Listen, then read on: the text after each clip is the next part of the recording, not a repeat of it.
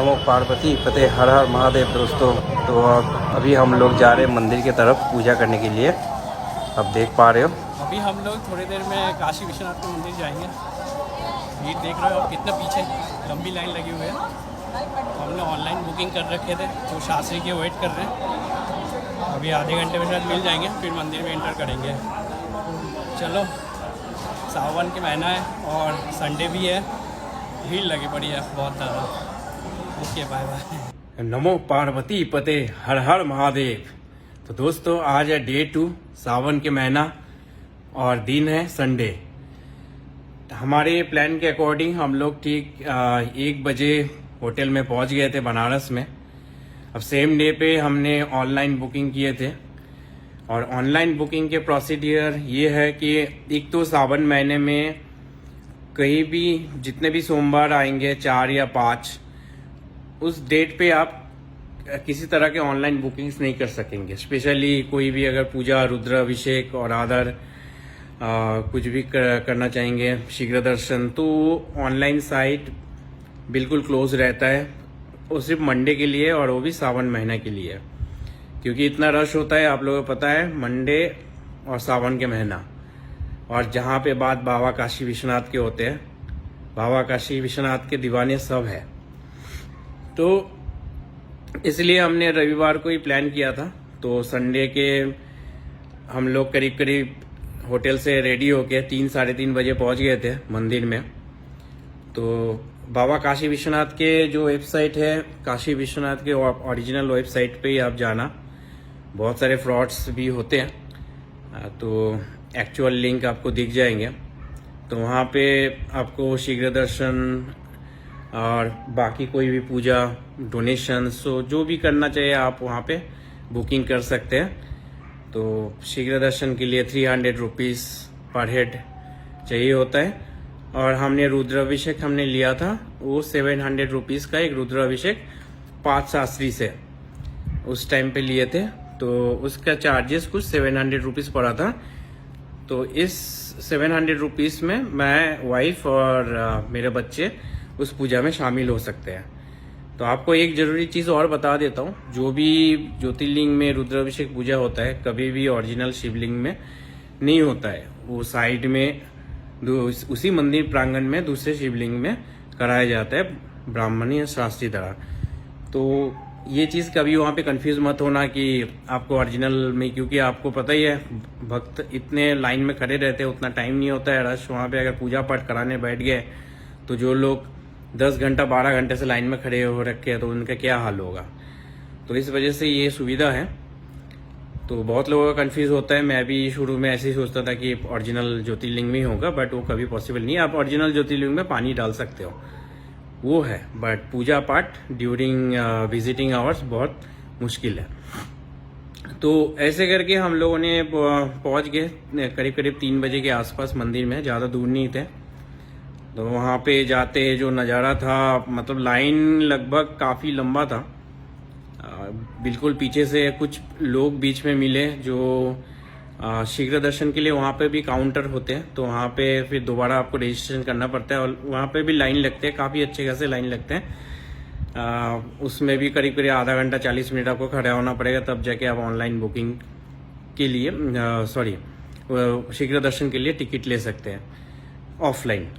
तो ये प्रोसेस से हमें तो चाहिए नहीं था, बट मम्मी और भाई गए हुए थे तो उनको भी एंट्री कराना था।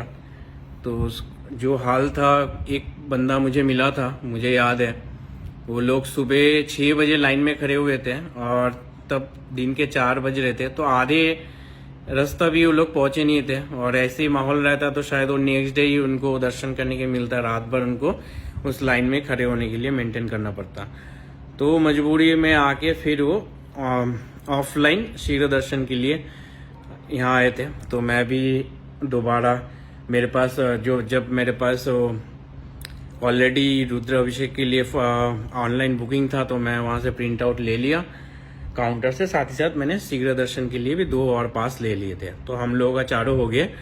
तो वहाँ पे 2 गेट है, मुख्य द्वार। एक गेट पे हमेशा नॉर्मल लोग जाते हैं, जनरल पब्लिक जो कोई वीआईपी दर्शन के पास नहीं लेते हैं, और जो वीआईपी दर्शन वाले होते हैं वो जाते हैं 4 नंबर गेट से। तो वहाँ पे ऐसा नहीं कि आप पहुँचते ही आपको शास्त्री आके ले जाएंगे, क्योंकि भीड़ बहुत होती है और एक एक शास्त्री के अंडर पे बहुत सारे पूजा करने वाले होते हैं वहाँ पे। तो वो लोग भी एक स्लॉट में लेते हैं कि आधे घंटे वहाँ पर भी वेट करना होता है, आधे घंटा 40 मिनट, कि कम से कम 30-40 लोग हो जाए जो पूजा करने वाले हैं रुद्राभिषेक, तो वो लोग फिर अंदर ले जाते हैं।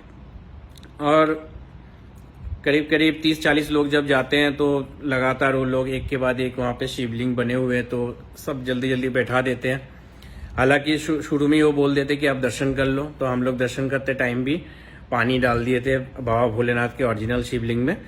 फिर रुद्राभिषेक पूजा के लिए भी बैठे, तो साथ में शास्त्री जी को बोल के 1000-1500 रुपये एक्स्ट्रा दे दिए थे उनको, ताकि भाई और मम्मी दोनों का पूजा भी रुद्राभिषेक वहाँ पे हो जाए।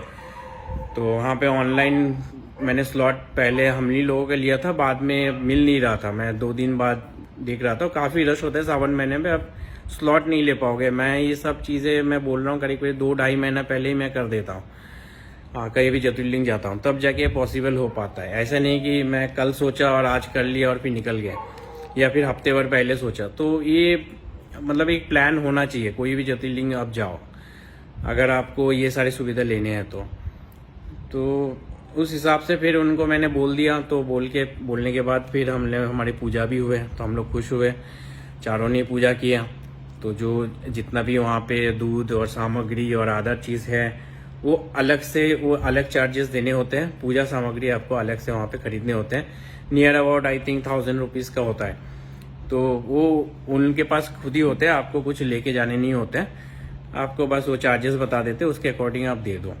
तो ये सारी चीज़ है वहाँ पे पूजा करने के तरीका। फिर हमारे जो शास्त्री थे काफ़ी अच्छे थे, उन्होंने फिर हमें दोबारा मौका दिया। जो हम रुद्राभिषेक के लिए जो हमने दूध घी और जो भी हम लोगों ने यूज़ किया उस टाइम पे, वो सारे फिर दोबारा लेके हमें सेम बाबा विश्वनाथ के लाइन पे फिर दोबारा लगाए, और हम लोग सब मिलके फिर शिवलिंग ओरिजिनल शिवलिंग में वो रुद्राभिषेक करके भी आए, पानी डाल दूध और पानी डाल के। तो एक तरह से मुझे कंप्लीट वो पूजा लगा। फिर शाम हो गए थे, हम लोग पूजा करते करते शाम के 6 बजे निकल गए थे। वहाँ पे मोबाइल बिल्कुल अलाउड नहीं है, तो एक पॉइंट पे आपको मोबाइल जमा करके जाने होते हैं। अंदर कुछ भी एक्टिविटी अगर देखा जाए तो मोबाइल छीन लेते हैं पुलिस वाले। तो 6 बजे जैसे ही आ गए थे, तो अब गंगा किनारे घाट पे आरती देखना के क्रेज़ होते हैं सबके, तो हम लोग भी दौड़ के गए घाट पे। जाके जगह नहीं मिल रहे थे, कहीं किसी तरह से एक कोने में खड़ा होके एक आध बंदे ही दिख रहा था कि आरती कर रहे हैं।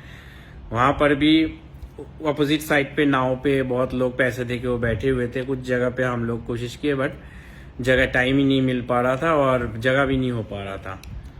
तो ये था पूरा बाबा विश्वनाथ के दर्शन, और क्या प्रोसीडियर होता है, कैसे वहाँ पे करना होता है, स्पेशली जब सावन महीना होता है। बाकी महीने के आपको उतना रश नहीं हो मिलेंगे जितना सावन में।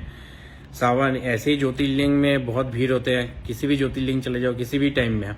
और अगर बात सावन महीने की हो और संडे और मंडे की हो, फिर तो वहाँ पे आप कुछ कर ही नहीं सकते हैं। तो भीड़ जो है आपको सावन में जो दिखेंगे वो अनएक्सपेक्टेड है। कुछ लोग रात भर पूरे 24 घंटे भी खड़े रहते हैं लाइन में। तो ये था हमारे बाबा विश्वनाथ के दर्शन, बहुत काफ़ी क्लोज किए, और 2 बार हमने पानी डाले और दूध विसर्जन भी किए, तो बहुत काफ़ी अच्छा लगा। बाबा भोलेनाथ ने चाहा था तो इस वजह से हम लोग कर भी पाए। तो यही है, हर हर महादेव, नौ पार्वती पते हर हर महादेव। तो थैंक यू फॉर वॉचिंग। ये जैसे हम लोग बाहर निकले बाबा विश्वनाथ के, तो यहाँ से हम लोग कुछ फ़ोटोज़ वगैरह ले रहे थे, फिर हम लोग दौड़ते हुए जा रहे थे घाट की तरफ गंगा आरती देखने के लिए।